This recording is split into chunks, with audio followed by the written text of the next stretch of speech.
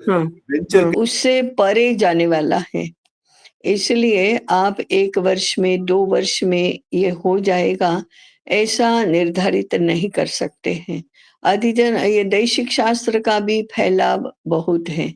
जैसे-जैसे पढ़ते जाते हैं, वैसे-वैसे हाँ, चिंतन करते जाते हैं, ये भी होना चाहिए, ये भी होना चाहिए, ऐसा होगा। मुनि जी का है, वो तो पूरे अनेक लोगों को साथ में लेकर, शुरू से लेकर अंत तक का विचार करेंगे, तो मुझे लगता है कि हमारे जो भाष्य ग्रंथ हैं, वे कम से कम 2 ग्रंथ इसके ऊपर होंगे। तो इसका तो फैलाव ही इतना अधिक है कि आप इस सीमा में इसको पूर्ण नहीं कर सकते हैं। हाँ, ये हो सकता है मनस्थिति या बुद्धि से भी विचार करके, ठीक है, जितना समय लगेगा उतना समय लगेगा, लेकिन करना तो यही चाहिए मुझे। ये हमारा निष्कर्ष हो सकता है। मनु जी का भी है, वो बहुत बड़ा है। कम से कम 1 ग्रंथ हो जाएगा। राजेंद्र जी का तो कह ही नहीं सकते कि कितना लंबा होगा। तो पहले इस पर तो थोड़ा विचार तो करना होगा कि हम अंततोगत्वा किस निष्कर्ष पर पहुँचे हैं। एक बार हमारा ये निश्चय हो जाए कि हमें कोई समय सीमा में इसको बाँधना नहीं है और इस पद्धति से करते जाएँगे तो जब होगा, तब होगा। लेकिन मन में जो है वह होना चाहिए। तो ये पहले तय करने की एक बात हुई। दूसरा, ये जो हम कहते हैं इसमें मैं अब बौद्धिक दृष्टि से कह रही हूँ, चिंतन की दृष्टि से, भारतीय दृष्टि, ये इसका अधिष्ठान कहीं पर भी शिथिल नहीं पड़ना चाहिए। एक इसका ध्यान हमको रखना होगा। दूसरा है बौद्धिकता। इसमें जब हम सिद्धांत की बात करते हैं और प्रतिपादन में भी शास्त्रीयता इसकी होनी चाहिए, बौद्धिकता होनी चाहिए। इसका अर्थ है कि ये बुद्धिगम्य होना चाहिए। क्या होता है कि हमारे अध्ययन के क्षेत्र जो माने अध्ययन का एरिया माने मैं विषय की दृष्टि से नहीं कह रही हूँ। ज्ञानार्जन की हमारी जो प्रक्रिया है उसके आधार पर कहें तो हमारा एक इंद्रिय गम्य ऐसा विश्व है जो हमारी बौद्धिकता को साथ में लेकर काम करता है।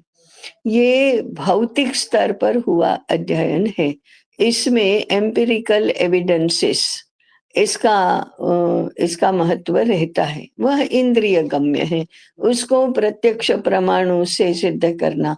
इसके लिए जो साधन है, प्रक्रिया है, वो ऑब्जर्वेशन ऑब्जर्वेशन ही है। फिर इसको सामाजिक विषयों में हम सर्वेक्षण कहेंगे। भौतिक विज्ञान की दृष्टि से हम इसको ऑब्जर्वेशन कहेंगे। ऑब्जर्वेशन के लिए प्रयोग होते हैं, परीक्षण होते हैं, सर्वेक्षण होते हैं, उसके आधार पर हम कुछ आकलन करके निष्कर्ष निकालते हैं। आजकल तो सामाजिक अध्ययनों के लिए भी निष्कर्ष पर आने की पद्धति भौतिक विज्ञान की ही है, परंतु ये सारा हमारा इंद्रिय गम्य स्तर का अध्ययन है। दूसरा जो इससे आगे जो स्तर है वो मनोगम्य, माने जिसमें भावनाएं हैं, हमारे उसमें हमारी धारणाएं जो बनी है। सिद्धांत की बात नहीं कर रही हूँ। जैसे भारत के लोग हैं इसलिए भारतीयता की फेवर करेंगे, ये भावात्मक होता है, ये बुद्धिगम्य नहीं होता।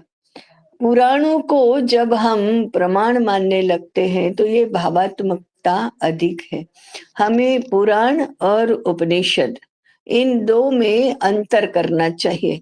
उपनिषद शुद्ध बौद्धिकता है, पुराण भावात्मकता है।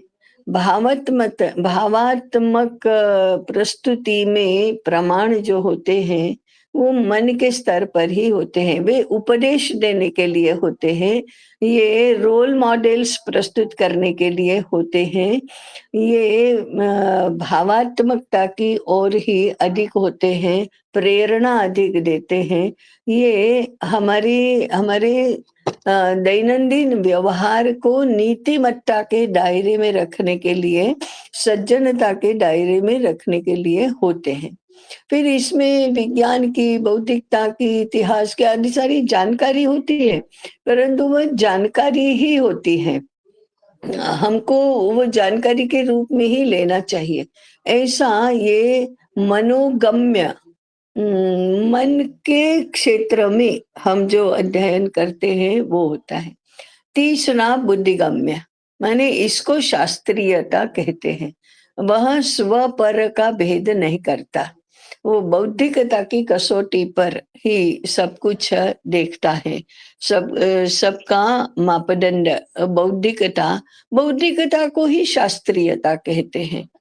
अब शास्त्रीयता के लिए हमें श्रद्धा का आधार तो लेना ही होता है। यानी हमारा कुछ तय होता है कि हमारे लिए प्रमाण ग्रंथ कौन है, तो उपनिषद है, भगवद गीता है, वेद है। ये तो हमारा स्वीकार किया हुआ है। भी कोई भी यदि हमारा थीसिस पढ़ते पढ़ते क्वेश्चन करेगा कि भगवद गीता का प्रमाण तो आजकल की दुनिया में नहीं चलता, या उपनिषदों का प्रमाण तो नहीं चलता, आजकल तो भौतिक विज्ञान का ऑब्जेक्टिव रियलिटी का प्रमाण ही चलता है, तो हम उत्तर दे सकने की मनस्थिति में होनी चाहिए कि नहीं भाई, हमारे लिए भगवत गीता, उपनिषद, ब्रह्म सूत्र, योग योग सूत्र यही प्रमाण है। इसको तो स्वीकार करके चलना है, परंतु उसके बाद बौद्धिकता होना, ये किसी भी भाष्य ग्रंथ का, मौलिक ग्रंथ का, शोध ग्रंथ का केंद्रवर्ती विषय है कि इसमें बौद्धिकता होनी चाहिए। परंपरा से ऐसा ही चलता आया है, इसलिए वो सही हो जाता है, ऐसा नहीं। तो इसके वास्तविक इम्प्लीकेशंस क्या है, ये बताना ये बहुत आवश्यक है। इसलिए हम अब बौद्धिकता से लेकर आगे हमारा ये रिसर्च का क्षेत्र है। इतनी बात तो हमें समझना चाहिए कि परंपरा का हवाला देकर नहीं चलेगा। हमें अच्छा लगता है इसलिए, वो भारतीय है इसलिए नहीं चलेगा। हाँ, ग्रंथों का प्रमाण अवश्य दे सकते हैं हम। तो बौद्धिकता और उससे ऊपर उठना, ये हमारे ये इन जो भी हम ग्रंथ निर्माण कर रहे हैं उसका प्राण तत्व है, उसका केंद्रवर्ती मुद्दा है कि बौद्धिकता होनी ही चाहिए। फिर भी प्रस्तुति में स्पष्टता, बौद्धिकता का एक लक्षण है स्पष्टता होना। ऐसा ही और ऐसा नहीं, ये भी हो सकता है, वो भी हो सकता है, प्राप्त परिस्थिति में ऐसा होगा, ऐसा ऐसा नहीं है। तो स्पष्टता होना, स्पेसिफिक होना, निश्चितता, इसका अर्थ है निश्चितता होना, और संक्षेप भी होना। संक्षेप और निश्चित और स्पष्ट और शास्त्रीय, ये चार बातें बहुत आवश्यक हैं। तो इसमें हम रूपकों का, फिर उसकी प्रशंसा, उसकी ये बौद्धिकता के आधार पर ही होगा, ये एक। और फिर चौथा है अनुभूति का क्षेत्र। तो हमारी जो प्रस्तुति है वह बौद्धिकता प्रमुख है, अनुभूति इसमें झांक सकती है। तो अनुभूति का क्षेत्र हमारी प्रस्तुति के समय किस रूप में आएगा, तो हमारे जो मूल भारतीयता के सिद्धांत हैं, अनुभूति के क्षेत्र में प्रेम है, सत्य है, अभय है, ऐसे ऐसे माने भलाई है, सबके भले की कामना है। तो जो सबके भले की कामना नहीं करता वो हमारे लिए प्रमाण नहीं हो सकता। जो सर्वे भवन्तु सुखिनः का जो सिद्धांत है उसके आधार पर जो है वह हमें स्वीकार्य है। ऐसा बौद्धिकता और हृदय के गुणों से युक्त, ये दो हमारी प्रस्तुति के मापदंड होने चाहिए। उसके बाद ये संक्षेप करना ये बहुत जरूरी है, नहीं तो हमारी बौद्धिकता की प्रैक्टिस ही नहीं होगी। शास्त्रीयता की प्रैक्टिस ही नहीं होगी और बहुत फैल जाएगा। हमारा ये तीनों के विषय के निरूपण में फैलाव बहुत है। फैलाव करना भी पड़ेगा, ऐसा ही हमारी अनुक्रमणिका बनी है।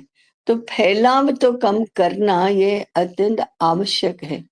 मुझे लगता है कि कुछ समय सीमा में भी हमको बाँधना चाहिए, परंतु तीनों की स्थिति ऐसी है कि अन्य कार्यों की व्यस्तता बहुत अधिक है। कभी तो ऐसी भी प्रैक्टिस करनी चाहिए कि हम 8 दिन के लिए हमारे थीसिस के अलावा और कोई चिंतन ही नहीं कर रहे हैं। ये केवल यही कर रहे हैं।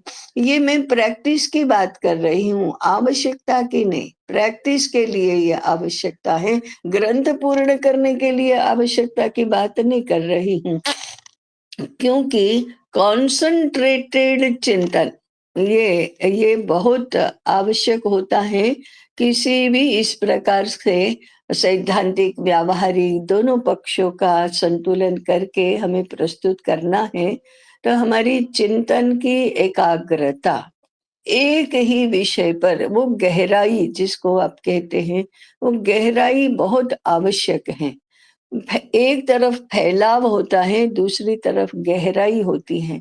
जितना गहराई में जाएँगे, उतने हमारे बौद्धिकता और अनुभूति के चांसेस माने उसके अवसर निर्माण होंगे।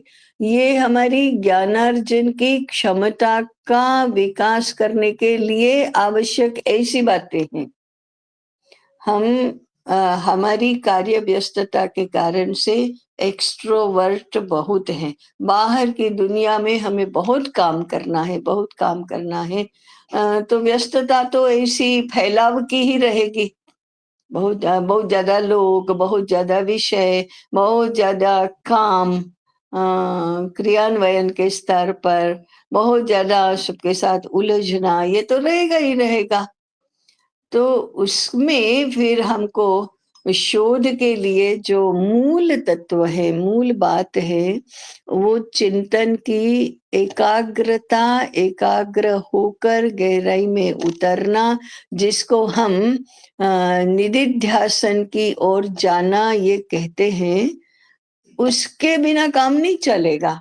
और फिर उसको हम तो हमारा भाग्य ही समझेंगे कि अनुभूति के स्तर पर कुछ हमें उपलब्ध हो। ये हमारी उपलब्धि तो ज्ञानार्जन के क्षेत्र में बहुत मूल्यवान ऐसी होगी, जहाँ जो बात हम कहते हैं वो स्वतः प्रमाण हो जाती है। तो ये जो हमारा भाष्य लेखन अथवा ग्रंथ लेखन है, उसका हम उपयोग केवल दुनिया के लिए नहीं, केवल ज्ञान क्षेत्र के उपकार के लिए नहीं, हम अपनी क्षमताएँ बढ़ाने के लिए भी करेंगे, तो आगे इसका उपयोग बहुत होगा। तो मेरा निवेदन है कि आप इन मुद्दों पर ज़रा विचार करिए कि मैं इस दृष्टि से समय सीमा निर्धारित करना ये संयम करने बराबर है। तो we can not let it loose. ऐसे ऐसे ढीला छोड़ देना, बाँधना नहीं, ये भी ज्ञानार्जन के लिए इतना उपकारक नहीं होगा। ये ऐसी उदारता नहीं है कि नहीं-नहीं टेक योर ओन टाइम। ये हम ये अपने आप को हमें क्या कहना है, ये ज़रा देखना चाहिए। मुझे लगता है कि देखना चाहिए और फिर जैसा हमको उचित लगता है वैसा करना चाहिए।